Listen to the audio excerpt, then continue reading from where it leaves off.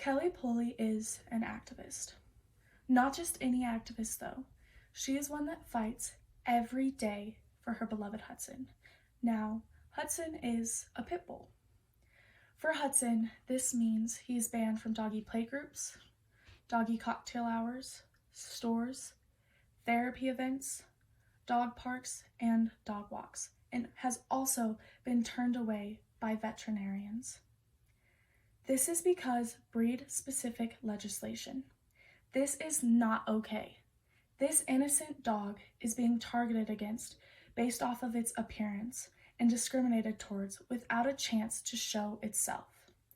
Even Joan Schaffner, an associate professor of law, has written and argued how breed-specific legislation does not work and is inaccurate, but it is still in practice and in effect to this day in many states. I need you to sign Connie Wynn's petition today to end breed-specific legislation.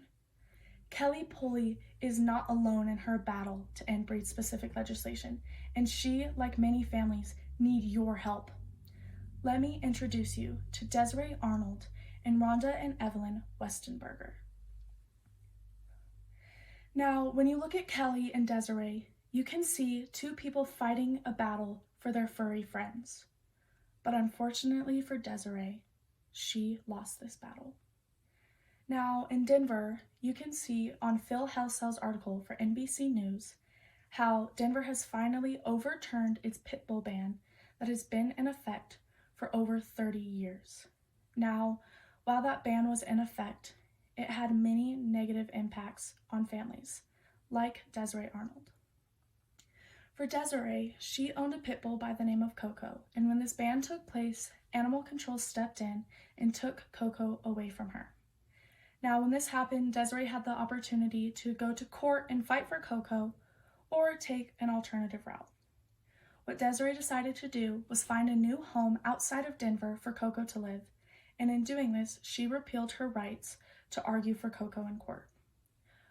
Well, the house ended up falling through for Coco, and she ended up back in Desiree's home.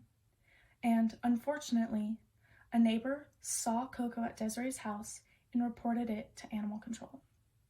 When this happened, animal control showed up at Desiree's house and took Coco without Desiree's permission. Once they had Coco in their custody, they decided to euthanize her. Now, for some of you who do not know, euthanizing an animal is when you put them down and are essentially killing them. Now, after animal control did this, they returned Coco to Desiree in a garbage bag. A garbage bag. This is because breed-specific legislation.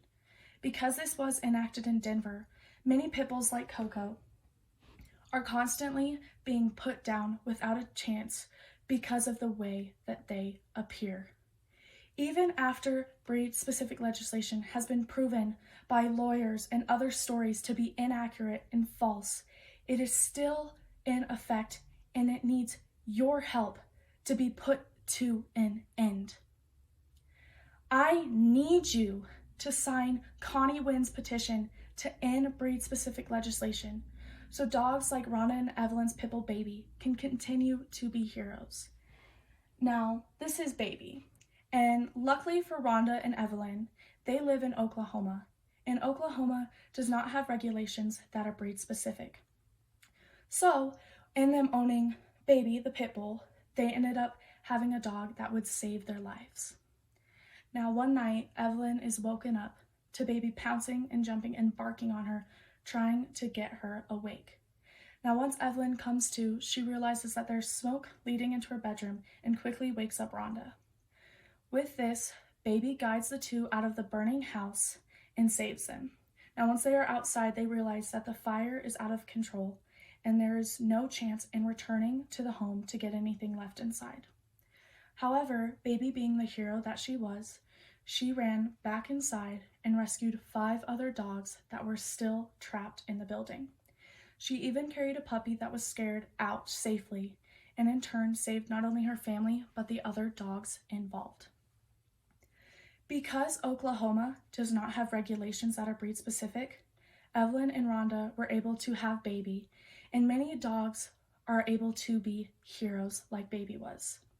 Now, when you look at Mike Clark's article, you can see how it depicts 5 stories of pit bulls being heroes for Pit Bull Awareness Month. From one pit bull taking a bullet from a burglar to protect its owner, to another saving a man who had fallen on the train tracks, these dogs are continuing to be heroes, yet are still held back by breed-specific legislation. Because breed-specific legislation is put in place, these dogs are targeted against and have negative media put forward on them that is inaccurate and continues to hold them back. I need your help. Because Desiree lost her beloved friend and got her returned to her in a garbage bag.